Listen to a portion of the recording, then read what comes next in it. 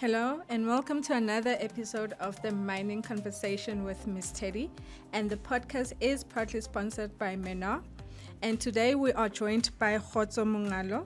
He is a general manager at Phalandwa, and he's just going to be taking us through him working in the mining industry for about 16 years. So before we start the conversation, I'm going to remind you that please do subscribe, like, share, and follow so you do not miss any episodes. I'd like to welcome you to this episode. How are you? Okay, thank you. Thank you very much. How are you doing good? too? I'm good. Thank you for asking. Okay, so before we get into you being a general mine and you working for the mining industry for about 16 years now, can you kindly share with me, was mining your first choice? Like, how did you choose a career in mining? Okay. Actually, when I grew up, I wanted to be a gyno. Okay. Then, unfortunate part along the way, it came to a point whereby, because of coming from a poor family, I couldn't make it. So I had to, after matric, then I have to come to Johannesburg, driving taxis for my uncle. Just try to make the family to survive. Then as time goes on, from taxis, I was a professional player. I played for provincial squad for 2 years Limpopo, sponsored by Transnet back then. Then one day in the morning, my mom, I was at home, mom called me, she said she found me a job. I said, okay, thank you, ma'am. Then when I went there to find out the job, it was for the digging holes, for the poles, for what you call for telecom poles. But I didn't take it lightly because my goal was to feed the family. Then I started there. 3 months down the line, I was appointed as a supervisor. Oh, okay. Then start fixing the home lights. There was cutting the trees. Then I fixed it. Then some other point, the person who I was working for, he took me to Botswana. For about 9 months, I worked there in Botswana. Then I came back. When I came back, then his job was going down. Then he introduced me to one of his friends to work for him. Then as we were working there, the guy, I can tell you, I drove taxis, but I didn't have a driver's license to share. And nobody realized that I don't have a driver's license. So the guy who I was handed over to, he was owning a garage of selling vehicles. I can't mention the name. Then the guy was so impressed when he see me parking his vehicle, not realizing that I don't have a driver's license. Then one day he wanted to send me to Mokopan to go and deliver a vehicle. Then I told him that I don't have a driver's license. He was so shocked. He eventually told me to grab a directory to look for a driving school. Then I did so. That's how I got my driver's license. So, in the mining industry, he started in 2008 under Kenyan Coal, the former called Umthombo Resources. Then at Kenyan Coal. Then I started as a weighbridge officer. Okay. Then on the weighbridge, then 1 year in 2009, December, there was a team building that we went to drag somewhere in Magaliesberg. Then we were given some task to do. Eventually, it looks like I was the one who excelled there. Then after that, in December, on the same December, the mine closed or everybody closes. Yeah. I was the one who was left behind. I got a promotion to be a pit superintendent. From weighbridge to a pit superintendent is a high position. It's more like reporting direct to the mine manager. Okay. That I saw that position being so used to me. And on that, I didn't have experience on mining. Okay. I've got the only experience on the weighbridge. There was a guy who was working for a certain contractor there. He didn't realize he was reporting to me according to the appointment, but not realizing that I know nothing. The guy, I made him a friend of mine so that I can learn more out of him. Yeah. Then I've learned from him to tell. Then 2011, one of my former mine managers May his father's soul rest in peace. So his father passed on. Then I was appointed as an acting mine manager in 2011. Then I said, wow, there's something that is coming towards me. I must just make sure that whatever I do it correctly, because I saw that coming. Then I was acting for 3 weeks. Then in 2014, I was appointed as a mine manager at Hakano Colliery. So from Hakano, there's a couple of mines that Hakano, it was my first mine that working direct at the mine. Then from Hakano, then they transferred me to Singani. So from Singani, I worked Singani from 2015 to 2018, September. Then I have to be moved to Kgotso Colliery. Then from Kgotso Colliery, I was still the mine manager. Then after that, I was moved from Kgotso to Phalandwa Colliery. Phalandwa Colliery is 2 sites. There's a Phalandwa Colliery and the Phalandwa Colliery extension. Okay. So there I acted as a general manager for about 3 months. So surprisingly, I was appointed again as a general manager. So that's a small journey that, but wherever I've passed, I'm one of the guys who's at record breaking. I'll set up a record and I'll break it from Singani, Kgotso, Phalandwa. I've set a record, then I'll break it again.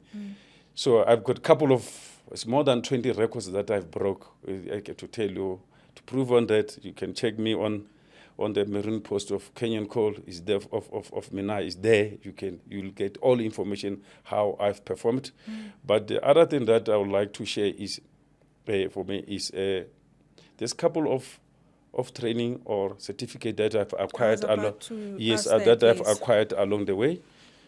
To start with, then I've got a blasting ticket. I've got the one for mine plan and design. Yeah. I've got the mine plan. I've got another one for underground and open cast road design. I've got the safety officer's a certificate. I've got the coal prep certificate that I can run the plant. That's to mention the few. I've done stockpile management. Currently, I'm busy with project management. Hopefully, I should be finished it before the end of December. I should be done with it. Okay, so with these courses that you've done, are they 6 months, 1 month, or the duration of the courses, do they fall under short-term courses or? Yes, all of them were the short-term courses. Okay. Some of them, it depends how quick you are by submitting the assignment. The quicker you do, the quicker you submit, the earlier you'll finish your courses. All right. Yes. Okay, so with you starting to work in the mining industry in 2008 to date, what has changed? Looking at what happened in 2008 and looking at where we are in 2024, what would you say that it has changed or has stayed the same in the mining industry? In the mining, there's a lot that have came in. There is I'll just mention a few. Previously, when we were doing, there was not more on technology. Okay. Technology now, we are more advanced on technology, whereby, just to give you an example, currently it started back in 2015, if I'm not mistaken, for collision avoidance that they wanted to implement. The one on the collision avoidance is whereby when the machine interacts, so it will assist that if that other machine not to bump the other one. It will reduce speed, and if the more you go closer, then it will cut the engine. Then the engine will run, then the machine automatically will stop. Now the DMRE now is forcing that to all the months, but there's still a challenge from the OEMs, whereby the OEM are still struggling to come to the parties. Yeah. Yes. Okay. So on your profile, we mentioned that you were able or are able to maintain a fatality-free operation at Phalandwa. What does that mean? What is that? Yeah, it's not only at Phalandwa, Singani, Kanye, and Phalandwa extension. The main thing that, that caused that is I interact, I do collaborate with my colleagues. Yeah. Safety department, I'm a friend of everybody. That's whereby sometimes we'll have some mass meeting to talk about the accident. Then we share not only Kenyan coal accident. We do. If I receive an accident from other mine, I'll call everybody or share with the safety department supervisors so that it can be addressed to all employees to make them aware of this accident. If it happened next door, it might happen here. So how can we prevent it? To make sure that the key here is to make sure that we work at a zero harm environment. Oh, okay. That's the main thing. Because if a small accident will lead to a fatal. So you need to start from scratch to prevent an accident to happen prior that, so that we know that we will never have a fatal at the mine. Yeah. But I can guarantee you, I'm working with good colleagues. To mention, Yeah. we work together in harmony. And some other points to add again on reducing the accident. Recently, now because it's December, there is a name that we call it a silly season that starts from 1st of September. Then it's going to add. What is it called? Silly season. Silly. Yeah, we call it silly season. Okay. From 1st of October until the 31st of January. Yeah. Whereby we make sure that management is more visible towards the operations. Because now, why I'm saying is a citizen. Some other operators or people down there, a neighbor, he might not be working because of heat during the day. People are no longer sleeping well. You can understand that. Then you knocked off in the morning, you can't sleep, you end up having a fatigue. Then when you go at work, operating that machine, the machine will kill you at some other point because you didn't rest well. So we try to advise people about the employees about resting and lot of things. And in the 1st of December, on the first week of December, we'll have another awareness that will go. We'll have an awareness that will be happening. We'll call the clinics, whereby people will be testing, on the week of HIV week. Yeah. Then on our side, we do the same. We call everybody. Some will come for the eyes test. A lot of things that we'll be doing there. All right. Yeah. So maybe also I just need to understand your duties as a general manager. Like, how would your day look like as a general manager? Because we also had a mine manager, and then you're a general manager. So, how would your day look like if you set up your day as a general manager? What is it that you do? What are your duties? Okay. My main responsibilities are to look at the entire operation, how financially, production, safety, those are but I'll want to elaborate more. When every day, I will never be, I only go to my office at around between 9:30 and 10 o'clock.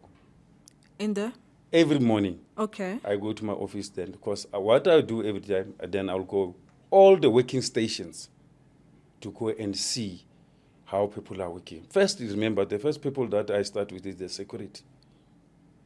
On the security, as I come at the mine, they know me very well. Someone might not even, they will allow me to do alcohol test, go there, then I'll jump out of the vehicle, park the vehicle, then go to the security guard house, check their risk assessment if they've done it correctly. If they didn't do well, then I'll assist them to make sure that they are doing it correctly. That's where our line of safety starts. Because those people, they interact with the trucks as they come in and out.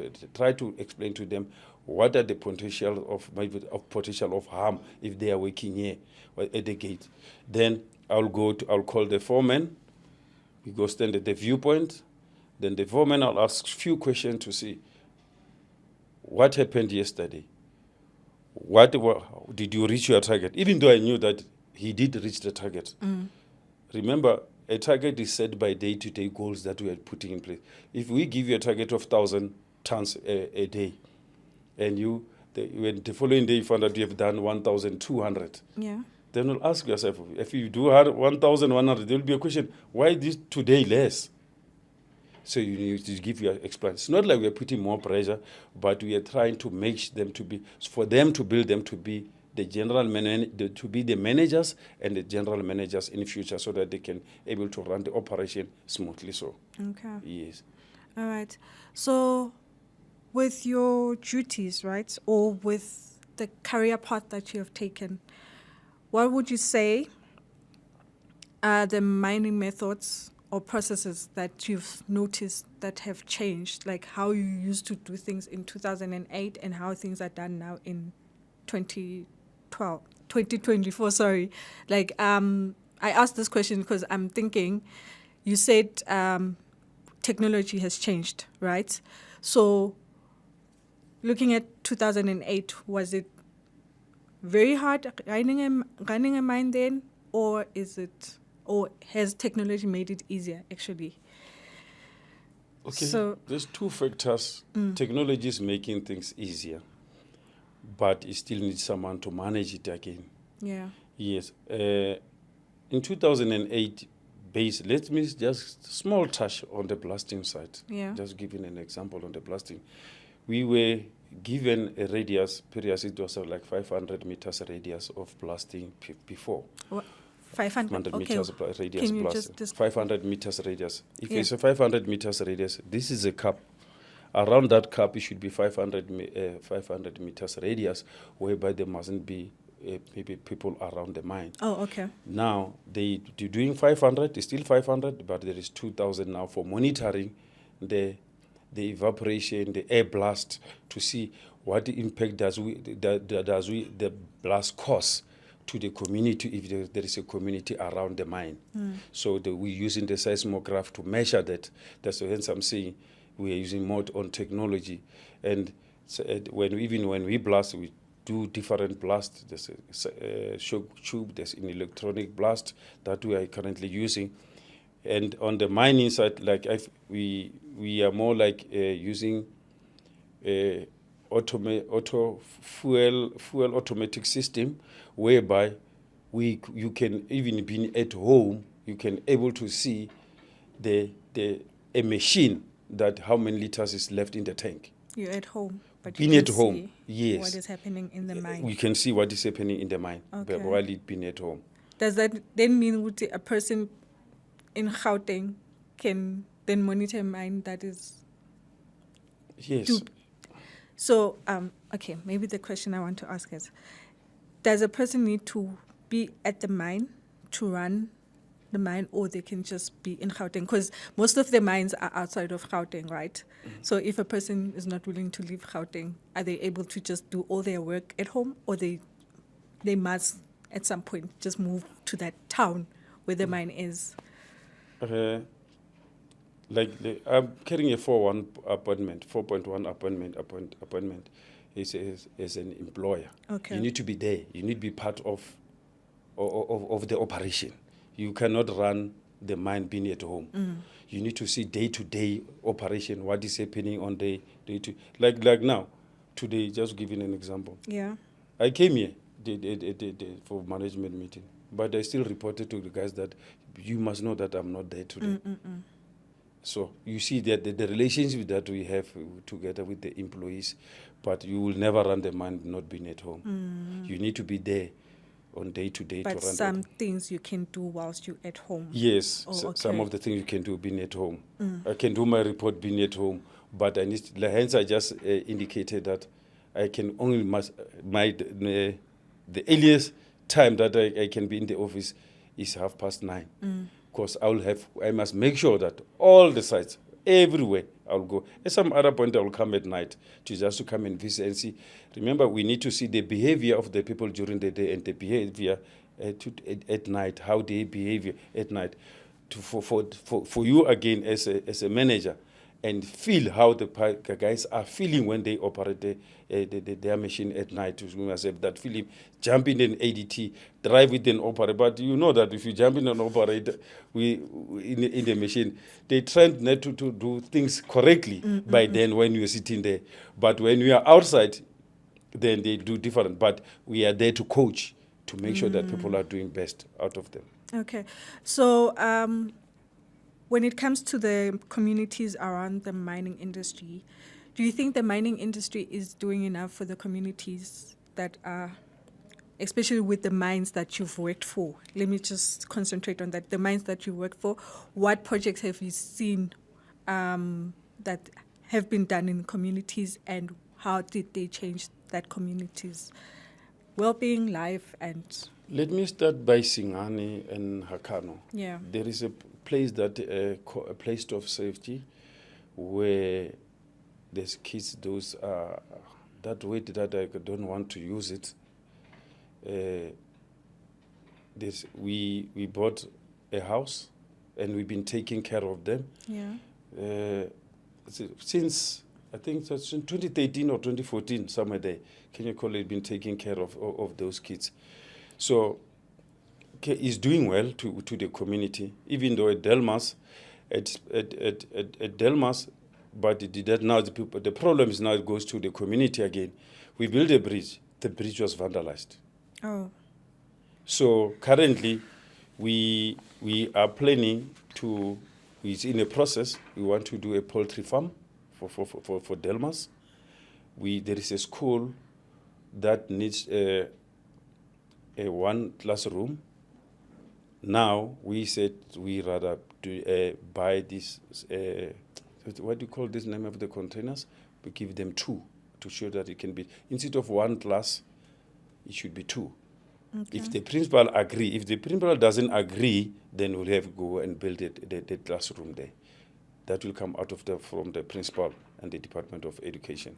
And how long does it take, like with the community, when the mine is busy with the community project or something, the process, is it lengthy, or it depends on what the community needs are, or? It takes forever for some other points. Why I'm saying this, because remember, the community will propose this. Then we'll take this proposal and take it to DMRE. DMRE still need to approve it. Okay. We can't commence to doing that project before the DMRE approved it and signed it off and hand it over to the community. And the other thing is we've got like a couple of SMEs that are doing business with the mines. There's a couple of them, so more than 10 of them. That way they are doing business with the mine. And so far, the relationship is good. Okay. Yes. So the reason why we're having this interview today is because one of our guests, Lihlohonolo Mabucha, she's a vet student. She's studying mining engineer. She asked that we speak to somebody who's been in the mining industry for a long time so that she can just understand what is happening in the mining industry. So what would your words be to a young person who wants to get into the mining industry? Okay. Thank you. A person like Umabucha studying mining, what is she to expect when she comes in and works for a mining company? You know, mining is very much challenging. You need to have a heart to handle it. There's a lot of pressure there in the mining.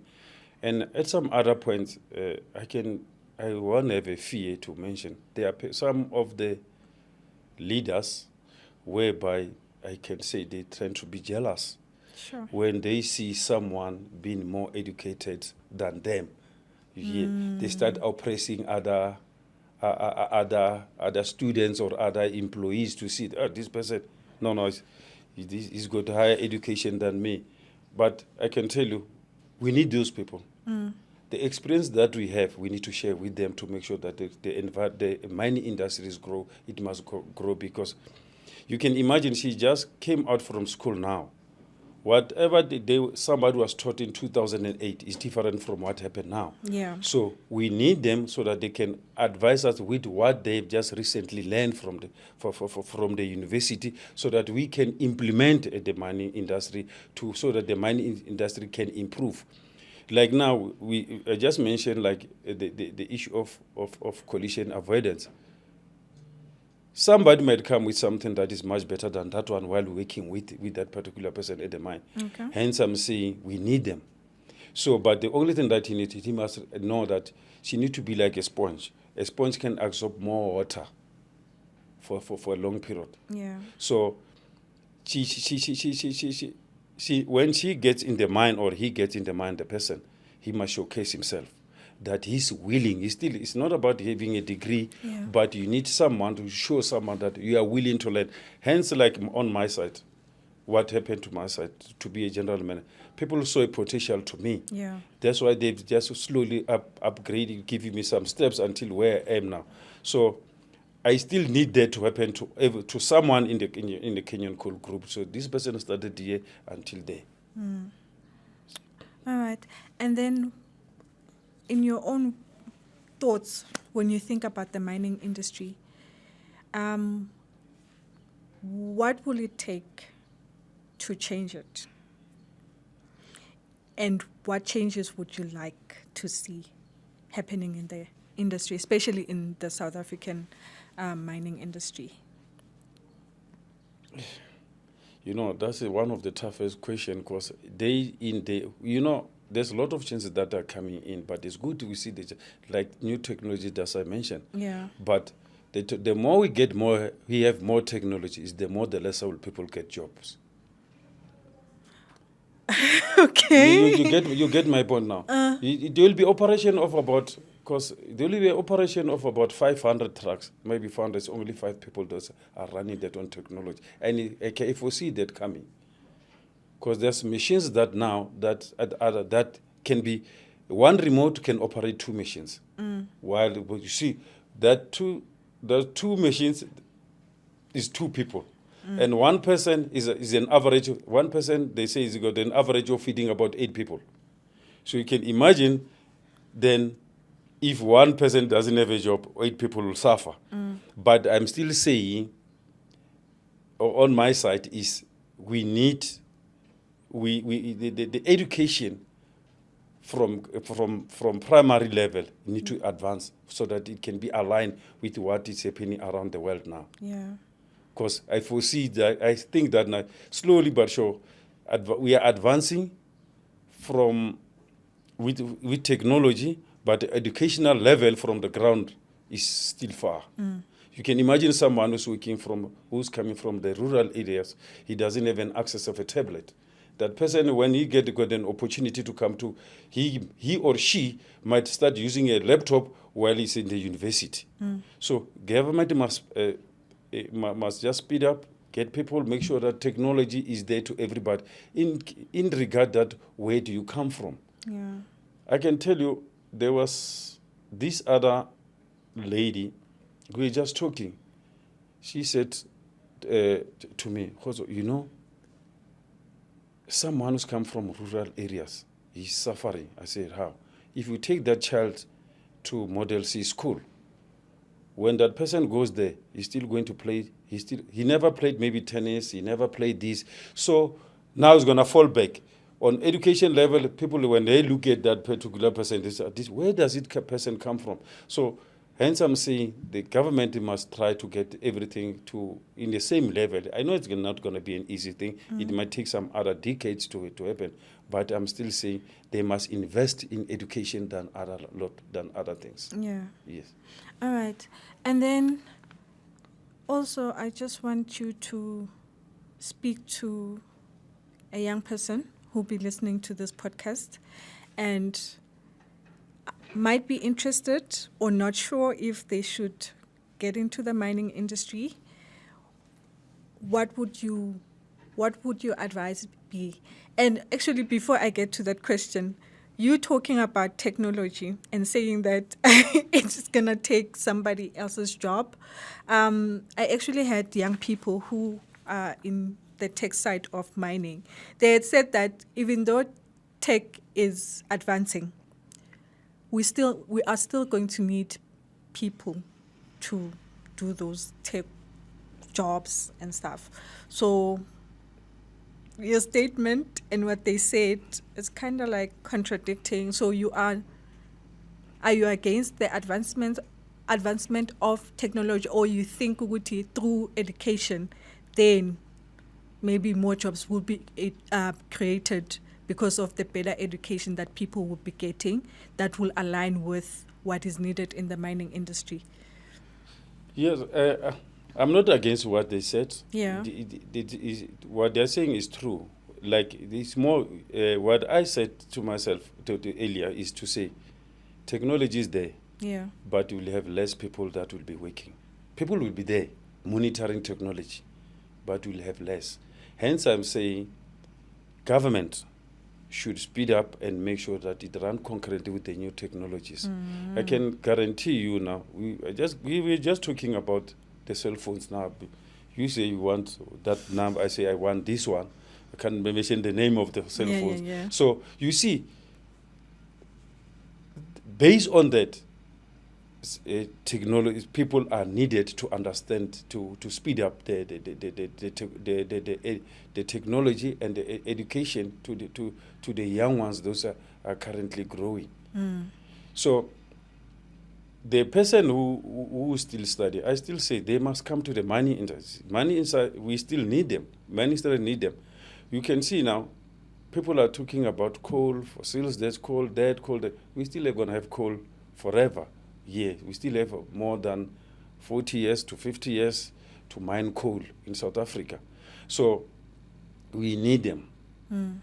Technology, they must bring us a new technology at the mine.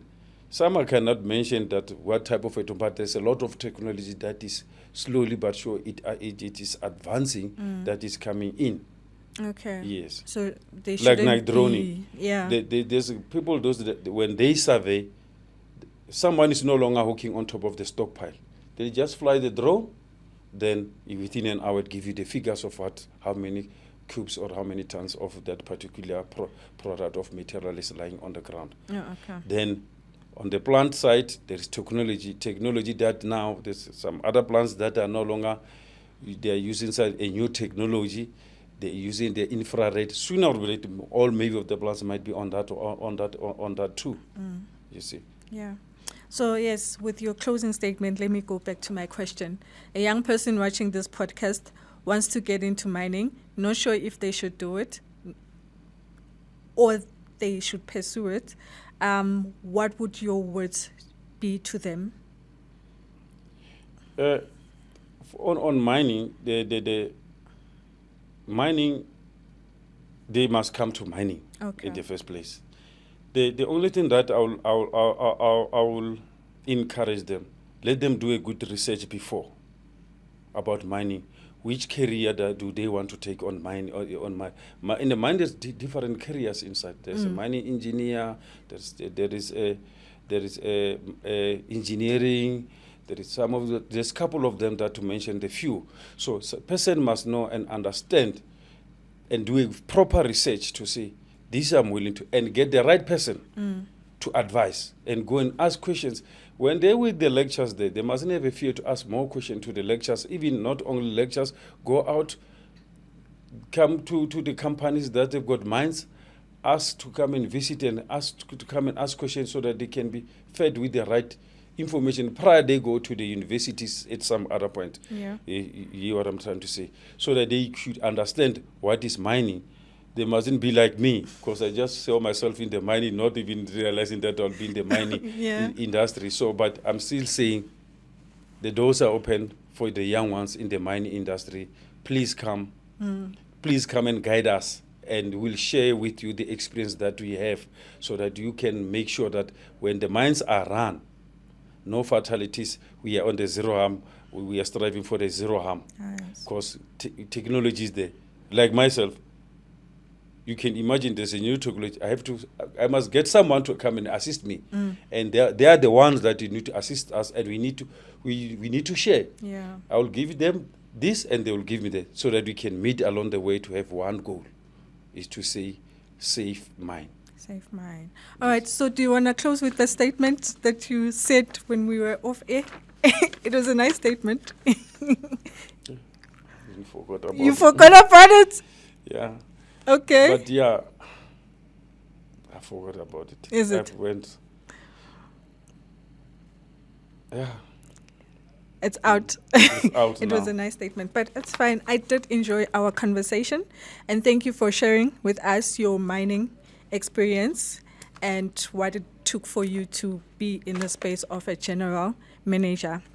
But before you close, yeah. Firstly, I would like to thank Mr. Bayoglu Okay. for him. I'm here today because of him. He saw potential in me, so he guided me in a lot of things. So I'm standing here today to be proud to say thank you, Mr. Bayo Kenyan Call as a whole, to be where I am today. Would you say that was your mentor? He was not my mentor. He was My mentor, but he was encouraging me to say, I want to see you growing. But my mentor, there's a couple of guys. There was Guy Thompson. I remember the first time when I'm going to act at Phalandwa, he said to me, this is your chance. Use it wisely.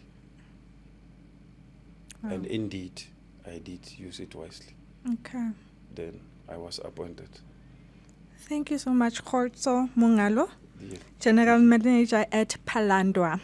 So he joined us and he spoke to us about his experience in the mining industry of over 16 years, or about 16 years experience in the mining industry. So with that being said, thank you to Mena for making this podcast possible. And I would also like to thank my team, Kamohelo Malangabi, Chweni Sitache, and Musa Baloi. And please do not forget to subscribe, like, share, and follow. Thank you and goodbye.